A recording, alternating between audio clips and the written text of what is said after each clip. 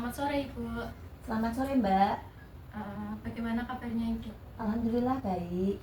Baik, jadi di sini perkenalkan nama saya Zahwa Auliana Divah. Saya sebagai konselor. Di sini saya mendapatkan tugas dari dosen saya untuk melakukan konseling pada ibu dan balita. Apakah Ibu berkenan? Iya Mbak, saya berkenan. Untuk itu saya mohon izin untuk Ibu mengisi surat ini ketersediaan. Silakan.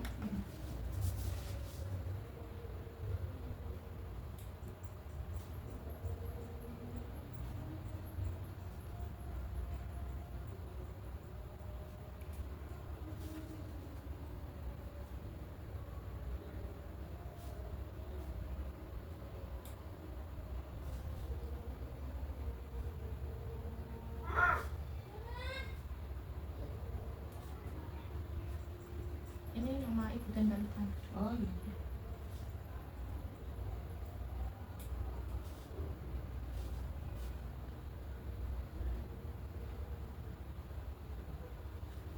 Berarti garis miring ya Mbak? Ya.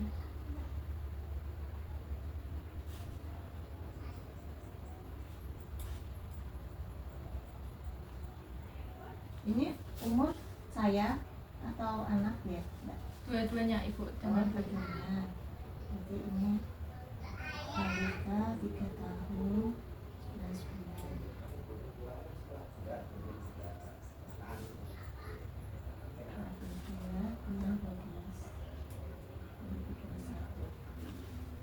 Ini saya ya Mbak, nama sekarang saya.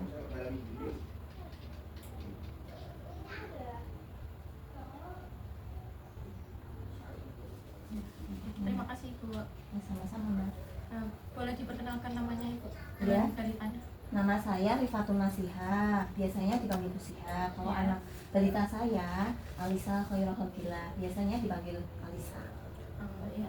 Untuk usia Ibu sendiri berapa? Saya 37 tahun Mbak. 37 tahun. Untuk adiknya Adiknya 3 tahun 11 bulan. 3 tahun 11 bulan Ibu.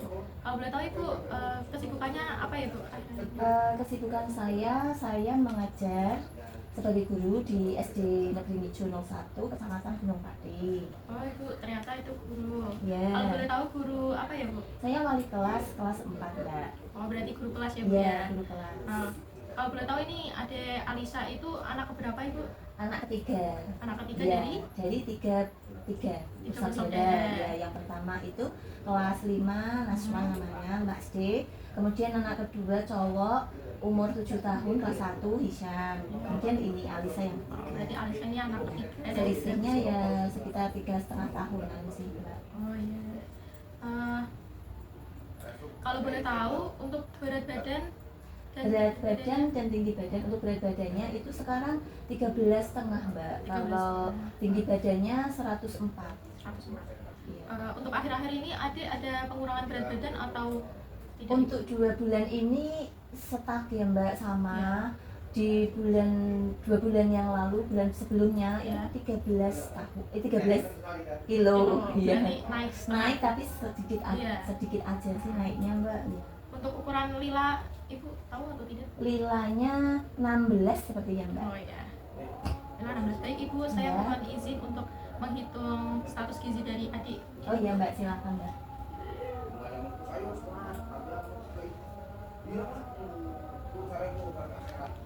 Baik, setelah saya menghitung status gizi adik Alisha, ternyata status gizinya ini normal, yaitu 12,48 menurut IMTU dari Z-score. Jadi status gizinya ini normal, cuman pada berat badannya, berat badan normal seharusnya itu 16 kg, sedangkan adik Alisa ini 13,5 kg.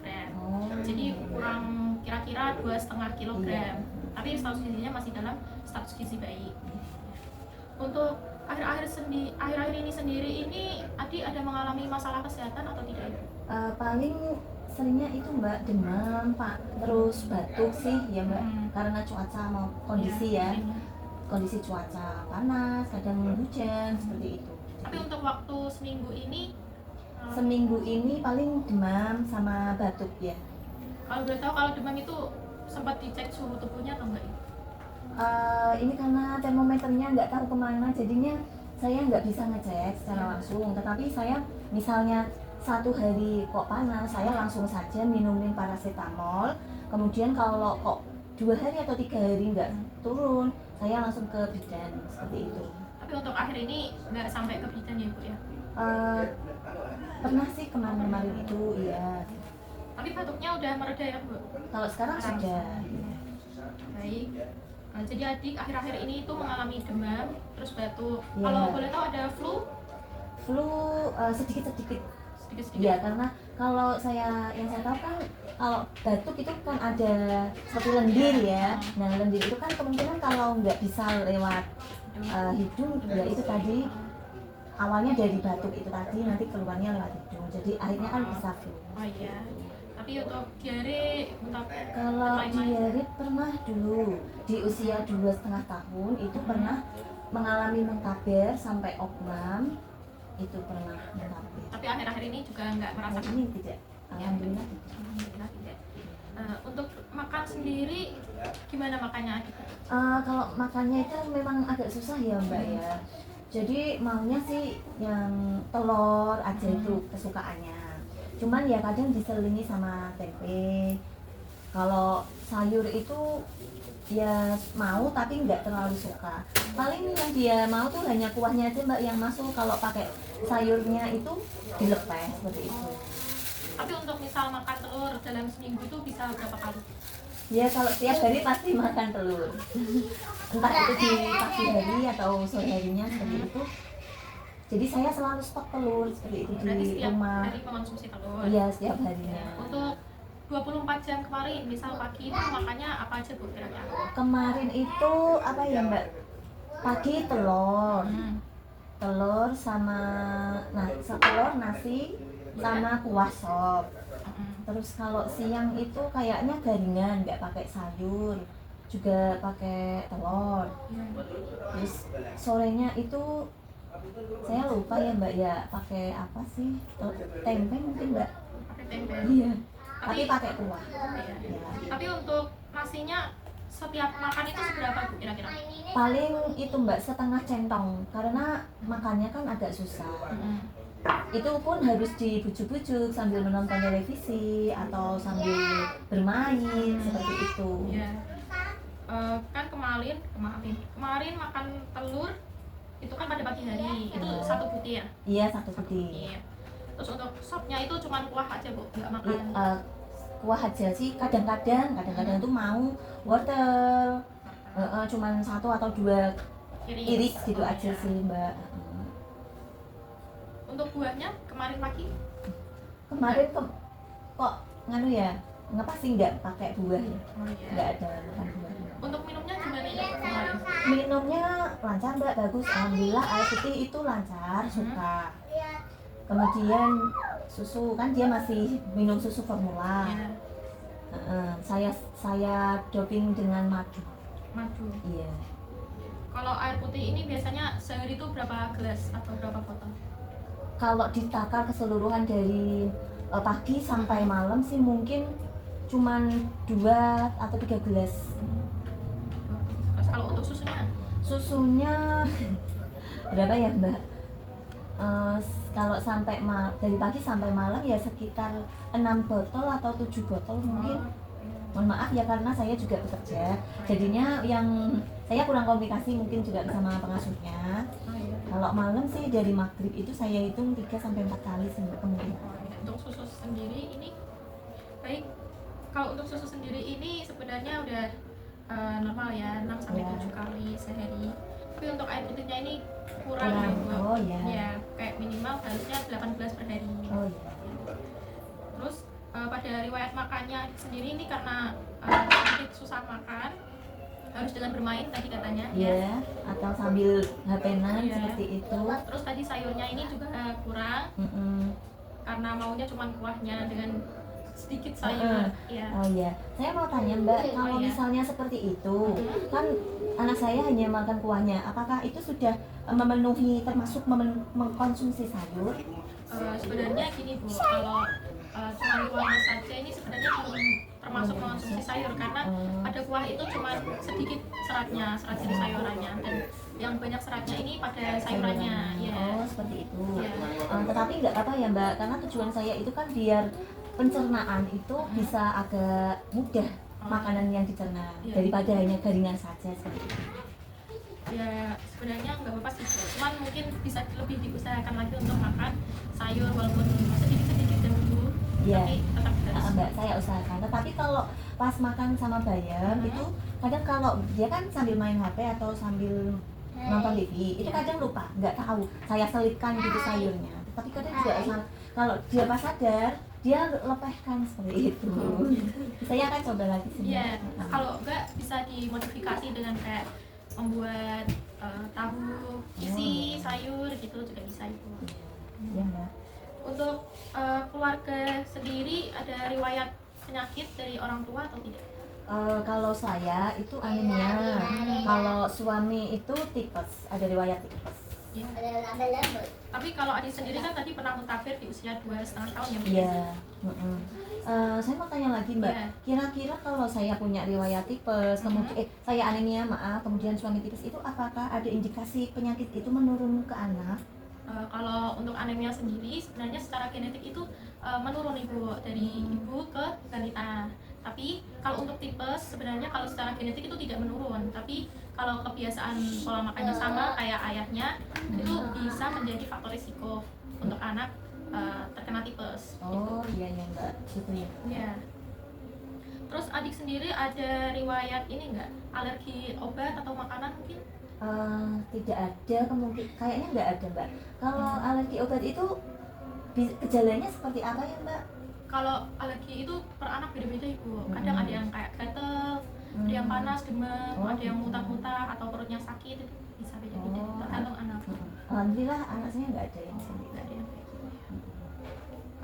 Baik, untuk riwayat penyakit sendiri, jadi tadi adik kan pernah memiliki muntahir di usia 2,5 tahun, terus ibu juga memiliki anemia dan ayahnya memiliki tipes, tapi sang adik ini tidak memiliki alergi terhadap obat dan makanan ya Bu ya? Iya, betul Mbak. Baik, jadi diagnosis gizi yang saya dapatkan di sini, jadi adik itu asupan oralnya itu kurang ya Bu ya, tidak adekuat. Dan tadi ditandai dengan makannya kurang, sayurannya juga kurang, Buahnya juga. iya, buahnya juga kurang, gitu. Terus tadi juga ada pemilihan makanan yang kurang tepat. Tadi suka makan manis-manis ya Bu ya? Iya, iya. Anak saya suka makan permen itu Mbak, sama coklat seperti itu. Kalau jajan ya itu sukanya yang kayak gitu. Tapi kalau makanan yang asin-asin gitu juga ya Bu ya? Kalau asin-asin enggak sih. Kali gurih-gurih mau. Kalau buah-buahan sih itu biasanya suka pisang, apel, kemudian pir, anggur kadang-kadang. Iya. Iya. Tapi itu secara langsung atau perlu dijus dulu? Enggak langsung mau. Oh, langsung mau. Langsung. Baik, untuk tujuan dari intervensi gizi hari ini itu tujuannya itu kan mempertahankan status gizi anak ya Bu ya. Tapi ada berat badannya itu kurang. Ya. Jadi kita perlu menentukan penambahan berat badan adik ya Bu ya. Ibu maunya penambahan berat badannya ini secara cepat tapi peningkatannya banyak, atau secara lambat tapi kayak pelan-pelan gitu Ibu?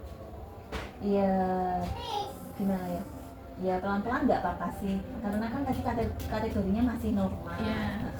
Kan kalau kayaknya ya melihat anaknya agak susah seperti itu, pelan-pelan juga nggak apa-apa. Peningkatannya tetap bertahap pelan-pelan Iya, gitu ya.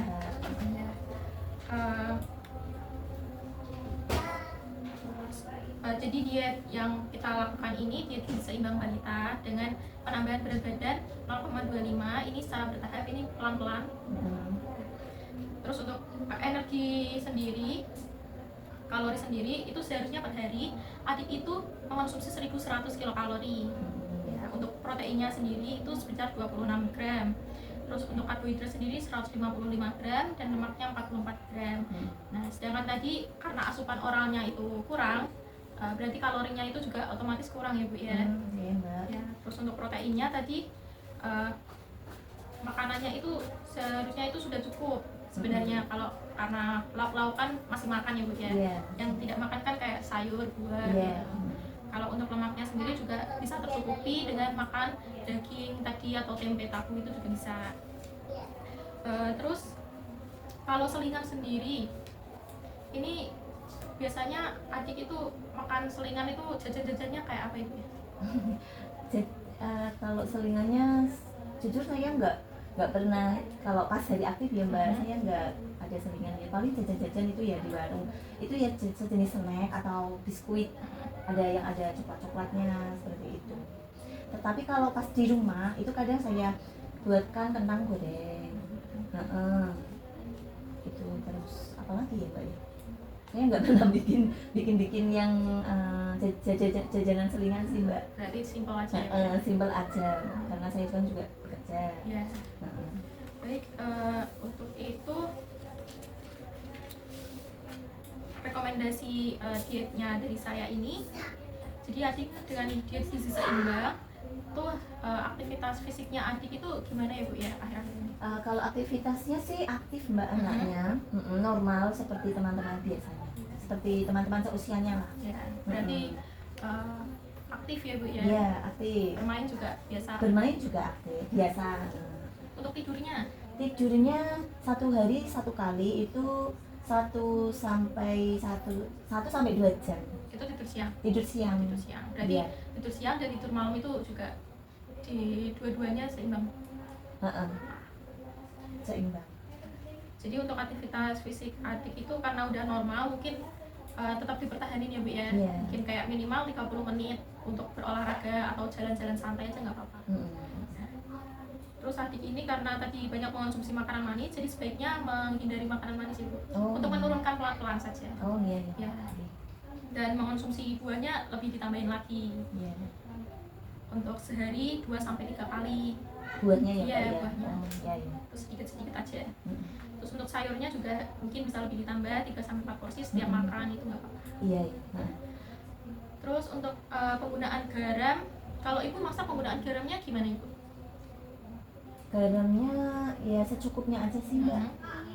Misalnya masak sayur bayam, itu paling garamnya 1 sendok teh atau separuhnya malah. Ya karena di keluarga kami nggak terlalu suka yang asin-asin seperti itu.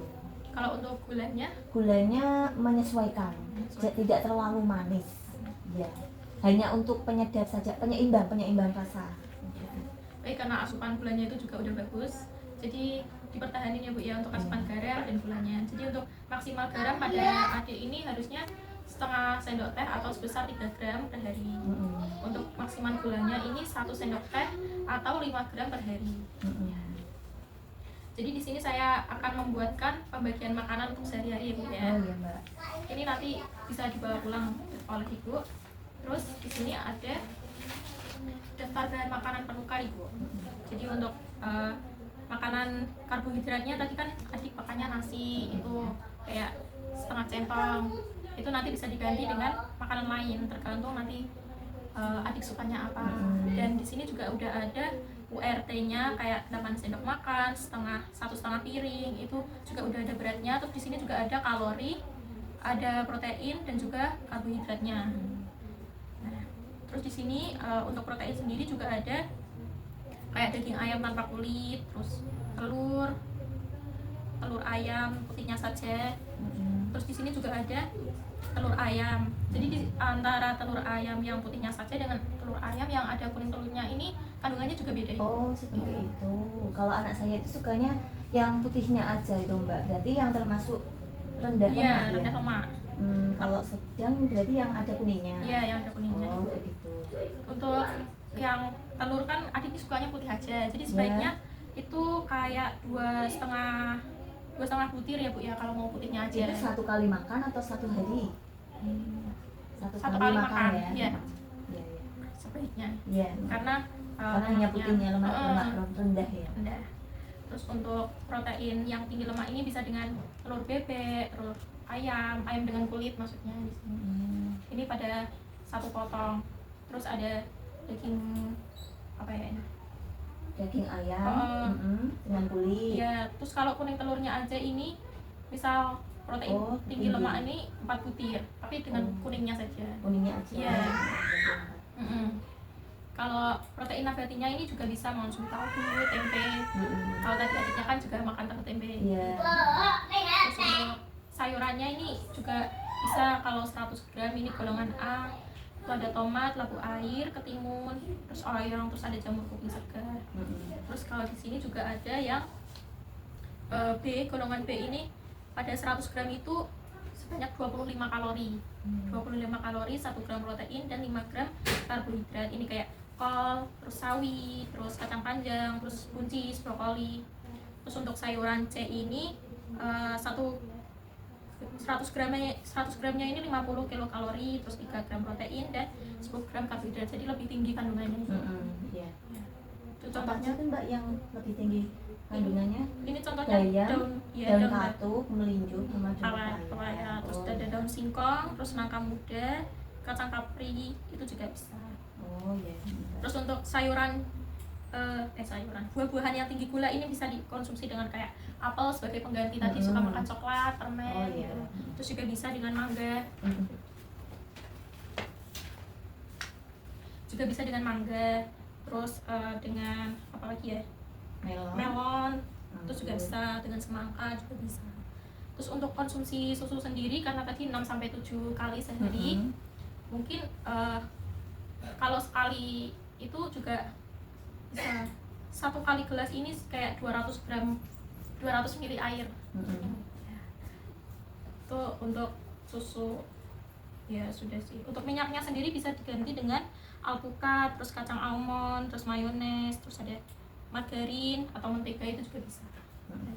Untuk tadi kan dietnya itu diet gizi seimbang itu. Jadi tujuan dari diet ini yaitu meningkatkan berat badan balita, terus mempertahankan status gizi, terus menyediakan zat gizi untuk menjamin pertumbuhan dan perkembangan balita. Nah, di sini ada isi piringku itu.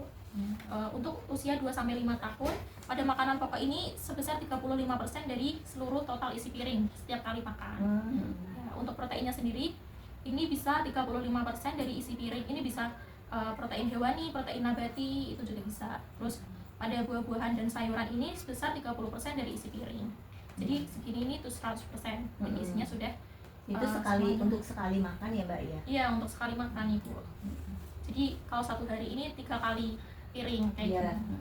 Tapi kalau misalnya anak saya itu di siang pagi makan buah, kemudian nasi, makanan pokok, ada proteinnya, ada protein nabati hewani, kemudian ada karbohidratnya.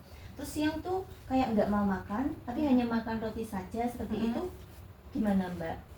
Kalau makan roti saja karena udah makan roti nggak apa-apa sih. Cuma nanti kalau misal setiap ngemil itu bisa ditambahin dengan daging ayam, mungkin digoreng atau dipanggang dalam bentuk kecil-kecil sebagai cemilan, itu juga apa ya. Terus dari prinsip syarat makanan balita ini mengandung energi dan zat gizi yang dibutuhkan seperti tadi yang saya jelaskan itu. Terus susunan hidangannya itu sesuai dengan pola menu dengan gizi seimbang. Terus bentuk dan porsi makannya sesuai selera dan daya terima anak. Karena tadi adiknya itu sehat, berarti makanannya itu bisa makanan padat aja kayak makan keluarga biasanya. Nah, itu 3 kali makan utama dan 2 kali makan selingan. Terus tidak berbumbu tajam, adiknya tidak makan kayak bersantan gitu, sebaiknya enggak. Terus untuk dihidangkan dengan menarik, tapi karena ibunya kerja ya nggak apa-apa kalau nggak sampai Terus untuk konsistensinya itu biasa tadi dan mudah dicerna. Terus energi dan proteinnya itu tinggi, lemak cukup, vitamin dan mineral juga cukup. Terus di sini juga ada makanan yang dianjurkan kayak makanan karbohidrat, terus nasi, roti, gandum. Terus proteinnya ikan, telur, daging. Terus lemaknya ada alpukat, minyak zaitun, minyak kelapa. Terus yang tidak dianjurkan ini kayak minuman dan makanan manis, terus garam berlebih, makanan cepat saji atau fast food.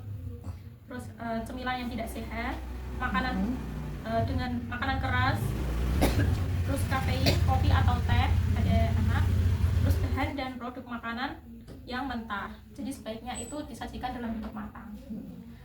Terus ini juga ada rekomendasi menu dalam 1 hari. Jadi pada makanan pagi di sini ada 250 kilokalori yang berisinya nasi putih, terus ayam, ada tempe, ada sayur bening. Terus pada selingan pertama ini ada buah pisang, terus yogurt. Ini sebesar 100 kilokalori. Terus untuk makan siang di sini ada tertera nasi putih, telur dadar, tahu, tumis, buncis ini sebesar 350 kilokalori. Terus untuk selingan buahnya ini ada roti, keju, susu sebanyak 150 kilokalori. Untuk makan malamnya ini ada 350 kilokalori yaitu nasi, ada filet kakap ikan, ada orek tempe dan sayur sop. Jadi total pada rekomendasi menu ini yaitu 1.200 kilokalori. Baik, ada yang ingin ditanyakan lagi Bu? Itu tadi berarti anak usia 2-5 tahun tuh nggak apa-apa kalau mengkonsumsi yogurt ya Mbak? Iya, nggak Tapi apa-apa. apakah harus yang plain? Karena saat ini kan banyak yogurt yang biasa, Iya. misalkan blueberry, anggur, strawberry dan lain-lain. Itu bagaimana Mbak? Kalau yogurt itu kan tetap nggak sehari-hari ya, paling Iya. kayak jarang-jarang gitu, Iya, jadi jarang. nggak apa-apa sih kalau untuk yang berasa-rasa Tapi disarankan yang yang rasa plain ya. Kalau yang plain boleh setiap hari emang Mbak? Boleh. Oh Ya, karena kandungan gulanya juga agak tinggi. oh iya. Kandungan gulanya ada. Baik, ada yang ditanyakan lagi? Saya itu mau tanya Mbak, apakah gizi itu berpengaruh terhadap kecerdasan anak atau motorik anak seperti itu Mbak? Iya, kalau gizi ini berpengaruh sih Bu, karena kalau anak misal sarapan pagi, sekolah sarapan dulu, itu pasti nanti di sekolahan itu bakal lebih mendengarkan gurunya dengan baik, Lebih fokus iya, dari lebih itu ya Mbak, fokus karena dibanding ditenangkan. teman-temannya. Iya. Jadi mungkin menangkap mata pelajaran itu lebih mudah dari anak yang nggak melakukan sarapan, yang nggak terbiasa sarapan. Tetapi Mbak, saya tuh dengar ya Mbak, kalau misalnya ada orang yang habis makan nasi itu kok rasanya mengantuk, itu dengar-dengar terkena diabetes seperti itu. Apa benar Mbak seperti itu? Kalau makan ngantuk itu berpengaruh secara psikologis sih Bu. Jadi bukan karena orang itu diabetes, itu bukan, tapi emang biasanya kalau orang habis makan itu emang biasanya Kenyang? ngantuk. Iya. Iya. Merasa nyaman. Iya, itu Perutnya karena kenyang, ya? psikologis. Gitu ya Mbak. Sudah. Untuk itu Ibu tadi kan saya sudah menjelaskan banyak Ibu. Iya. Mungkin Ibu bisa menjelaskan kembali apa yang saya sampaikan. Iya Mbak. Boleh sambil lihat-lihat gitu apa tidak Mbak? Boleh Ibu, silakan. Iya. Jadi yang dijelaskan Mbak Zahwa tadi terkait dengan gizi, kemudian menu makan, kebiasaan anak ya. Jadi anak dengan gizi yang seimbang itu bisa